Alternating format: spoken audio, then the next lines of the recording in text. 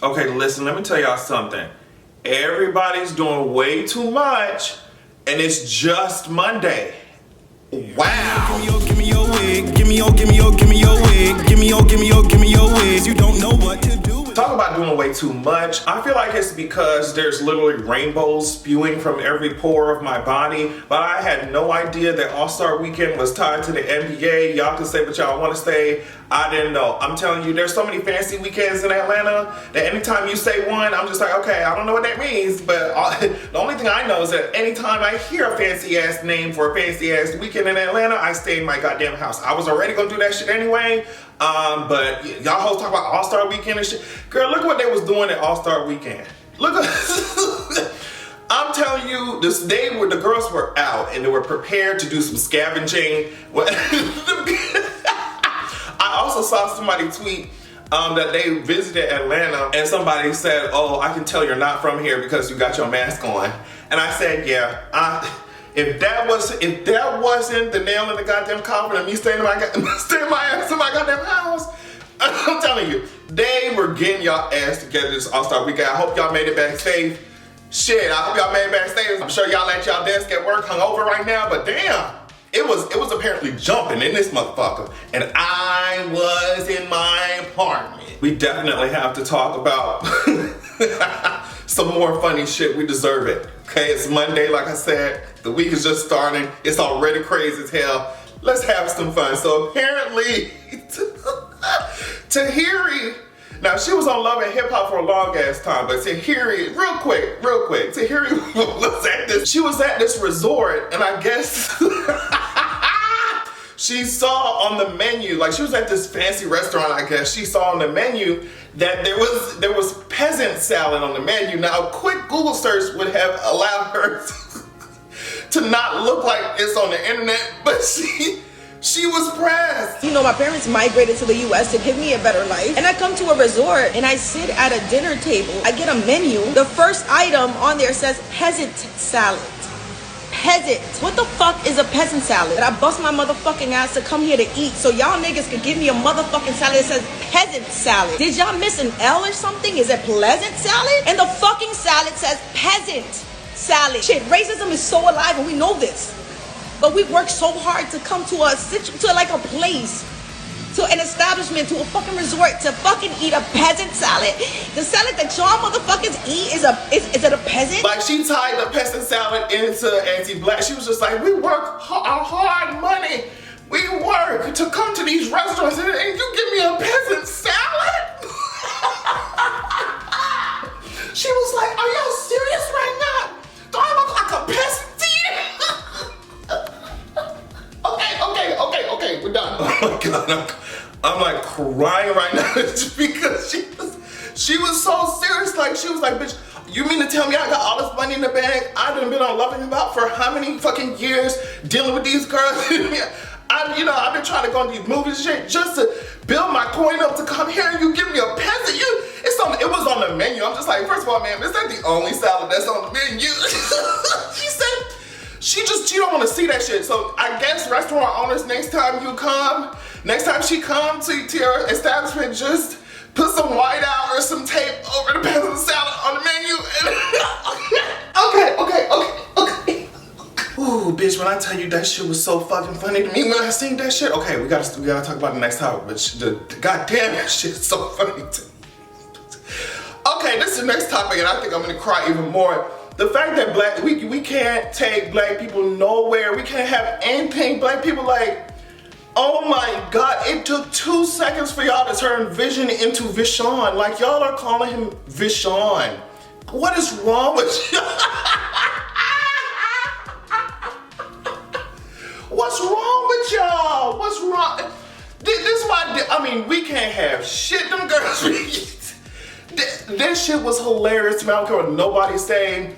Oh my God, this one too, where they standing in the doorway and the caption was like, didn't want to tell y'all to go to bed or something like that. I have a vision of me beating y'all ass. Y'all have got to stop this shit. I be crying, laughing at this shit. Something's wrong. I'm telling you, something's wrong with y'all. Y'all niggas was jumping through all types of loopholes, talking about, since Vision is made from vibranium, that he's a whole ass nigga. I really do feel like outside needs to open up. This, like, Miss Rona needs to really leave us alone. Let the people go outside because they are attracted to toaster ovens. They are attracted to vision. They are attracted to air fryers and ovens, mama. Like, they are really out here attracted to somebody's, you know, golf cart. It's giving me Transformers tease. Y'all are attracted to an iPad. But yeah, I know I have not spoken about the finale at all. I'm trying to be respectful, no spoilers, trying to give y'all time. At this point, y'all should have watched that shit, so make sure that you tune into patreon.com/AdrianExpression. On Tuesday, I'm going to be putting up another episode of the podcast. And as usual, the patrons tell me what to talk about, but of course, I'm going to be covering the finale of WandaVision. And as the year moves forward, y'all can tell me what else y'all want me to cover on the podcast episodes. That's what it's there for. So yeah, go over there, sign up, let me know what you think. It's gonna be a lot of fun tomorrow, I can tell you that. I can tell you that. And our last topic before we get to Harry and Meghan and the whole Oprah interview thing is this. Apparently they were burning masks. At least 100 people on the steps of the Idaho Capitol. They were burning masks out there. I mean, along with their kids, encouraging them. I think in the audio of one of the videos, it was just like, oh, one of the parents was just like, you want to feed it some masks? The fire looks hungry. I absolutely 100% hate it. But you have to be a special kind of stupid to be sitting there inhaling the fumes of burning plastic. You got to be a special kind of stupid. I'm telling you right now, you have to be, I mean, it's supersonic, faster than light speeds levels of fucking stupidity. I'm talking about wormhole levels. I'm talking about ring gate from the expanse levels. I'm talking about supernatural portal level of stupid to be sitting there around an old ass rusty ass barrel. Around the old ass rusty ass barrel, inhaling the fumes of burning plastic and all that motherfucking shit inside it. I don't know what type of shit is inside the N95 mask that y'all over there burning the fuck up out of. Now, it's just crazy to me, especially when people who actually want to use masks would benefit from that shit. If you don't want to use that shit, don't burn it up, baby. Don't burn it up, sweetheart. Just ship it on out to the fake, crazy leftists who want to, you know, listen to science and protect their biology. Send it to the snowflake leftists who are trying to move through this world, especially the ones who don't have much choice when it comes to going to work and shit like that, and they gotta deal with y'all crazy asses, especially the frontline people, the cashiers, the people whoever. If y'all feel like burning these masks and shit, just send it to these essential workers that y'all was applauding and shit. Just send them over there and let the snowflakes be sensitive and crazy and out of their minds because they want to not catch COVID. Hate it. Obviously, I'm not going to be talking about the whole entire 2-hour long ass interview that Harry and Meghan sat down with Oprah to do, but there are definitely some highlights I feel like we should discuss. The first one is the fact that Tyler, I would not have expected this, but apparently Tyler Perry allowed Harry and Meghan to stay at his mansion, provided them with safety and security and shit, while the royal family no longer would do that for them.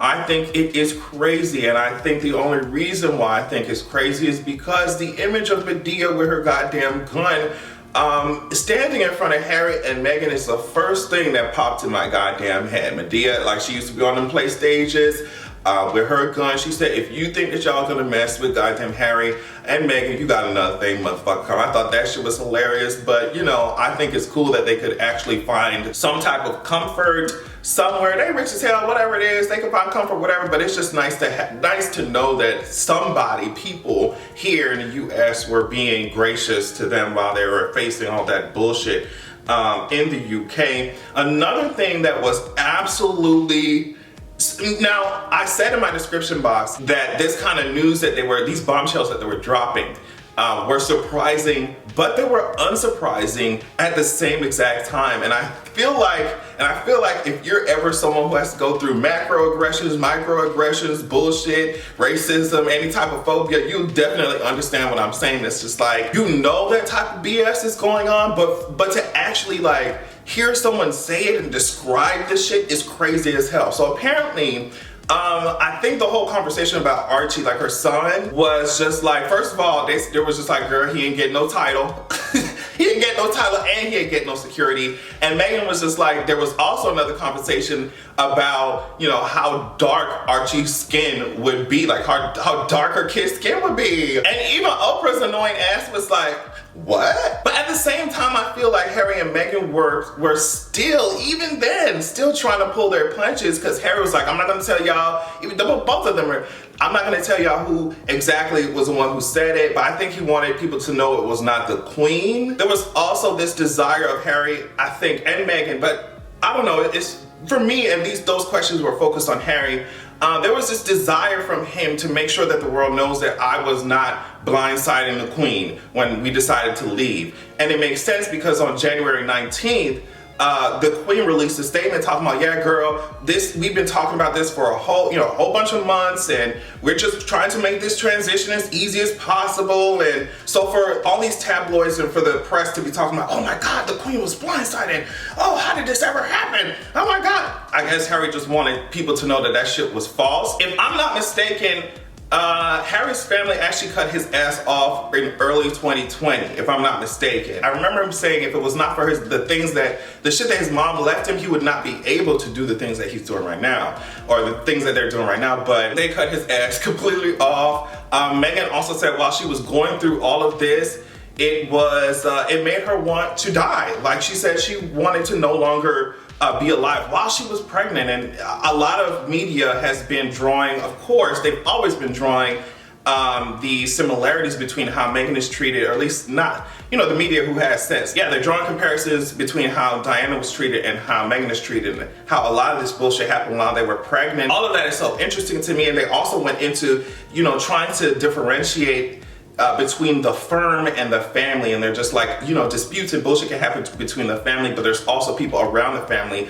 employees and aides and shit like that, that try to control everything that goes on, especially if they're really loyalists to this royal hierarchical structure. And there's a difference, I guess that's what they're trying to say, between the firm and the family. I think for me that only excuses the bullshit so much, because I'm like, they are still the royal goddamn family. Whatever the fuck they say goes, like, girl. And I understand sometimes it can feel like they are trapped. Harry did mention that, like, he's trapped within this thing that they call the royal structure, but it's just, to me, it's like, okay, girl.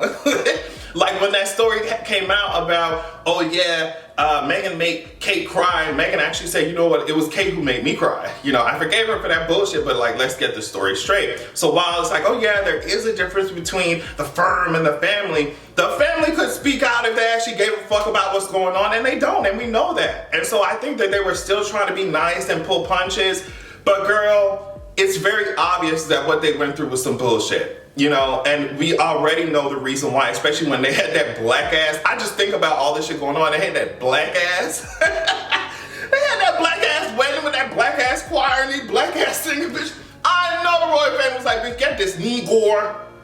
Get this Nick girl out of here. But I mean, at the end of the day, for me, all of this shit is archaic. Like, the royal family and why we got, oh, don't disrespect the Queen. You should see how crazy like UK media is going right now. Piers Morgan is getting his ass fucking toasted and dragged.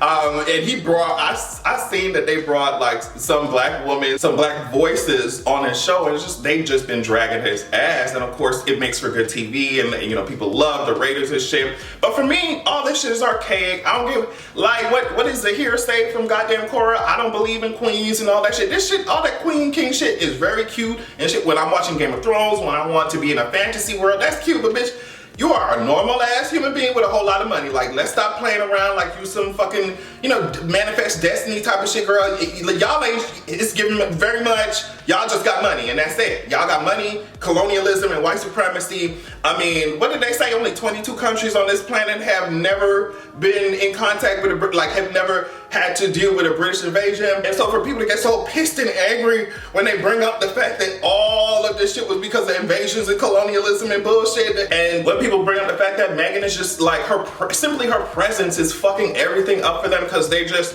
oh my God, we're not used to a nigga being in the, we ain't used to a nigga being in the royal family. What's going on? Why do people get mad at the truth? It's the same thing that happens in America. When we bring up like, hey girl, some of y'all faves, y'all favorite founding fathers and the rest of these girls, they were slave owners. Oh my God, how could you say that? How could you? Because it's the truth. As crazy and horrible as it is to be the one going through that shit, I can only imagine. It has cracked open something I feel like I mean, those who live across the pond can definitely tell me, but I feel like it has cracked open something that has been brewing for a long time, or conversations that have been brewing for a long time. I feel like a lot of the girls at the UK, I feel like a lot of the girls over there across the sea are just like, let's get rid of this bullshit, abolish the motherfucking monarchy. It was unexpected and expected all at the same time. At this point, I think that they need to just continue on about their goddamn lives. I mean, no matter what trauma Meghan pulls up and relives and shows the entire world, there's still going to be idiots. I feel like whoever's gonna be on Meghan's side is already on Meghan's side. It don't matter how much she tries to convince or tries, oh, they lied on me. They don't care about that shit. They know they lying on your ass. Even if it's subconsciously, they don't care. They just want your black ass out of here. How dare you almost like say anything disrespectful about that fucking weird ass royal family. But it is what it is, girl. I thought I was gonna talk more about the Grammys, but I guess not. It's going to be aired on March 14th, so just be aware of that. I saw that Meghan is gonna be performing. I saw that Chloe and Halle are not going to be performing, which I think is crazy. And also, I saw Bruno Mars put this on Twitter talking about, oh girl, I guess his people ain't performing. Either he and his people ain't performing. He said, if you can see it in your hearts to allow 2 out-of-work musicians to perform at your show, we could really appreciate it. We just really want a gig again. Coming from Silk Sonic, I guess. It's just so strange to me. I'm like, sis, Bruno is a multi-millionaire. Let's talk about all out-of-work musicians. Anyway, and also, I feel like, you know, I've been saying this for the whole time I've been on YouTube. I feel like everybody give the Grammys way too much. I just cannot imagine getting on Twitter and begging them for a gig. I always say, if you think that the Grammys are out of touch, I believe that celebrities everywhere, especially black celebrities, have the power to create some shit. I mean, didn't they do that shit with Versus, you know? Like, I don't know, that might be a small-ish example, but I just don't think it's impossible, especially if y'all have to get on Twitter begging. What do y'all think? I mean, we say this every time we still tune into the damn Grammys, or at least I know I'd be curious about what the fuck's going on. I'd be talking about it. So I would definitely like to know what y'all think about that. Love y'all so much. Thank you so much for watching. Hopefully your Monday's off to a good start. Make sure you check out patreon.com/AdrianExpression, and make sure that you also have a good goddamn. I'm not hot, then I know you a liar.